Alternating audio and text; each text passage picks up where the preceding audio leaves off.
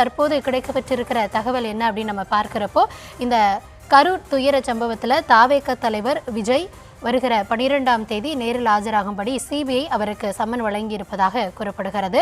இந்த 41 பேர் உயிரிழந்த விவகாரத்தில் ஏற்கனவே தாவேக மூத்த நிர்வாகிகள் டெல்லி சென்று சிபிஐ அலுவலகத்தில் ஆஜராகி தொடர்ந்து அவர்களிடம் கிட்டத்தட்ட 3 நாட்கள் விசாரணையானது நடைபெற்றது. அவர்கள் தரப்பில் இருந்து என்ன விளக்கங்கள் அளிக்கணுமோ அந்த விளக்கங்களை தாங்கள் அளித்திருப்பதாகவும், விசாரணை தொடர்ந்து நியாயமாக நடைபெறும் அப்படின்னும் அவங்க தரப்பில் நம்பிக்கை தெரிவிச்சிருந்தாங்க.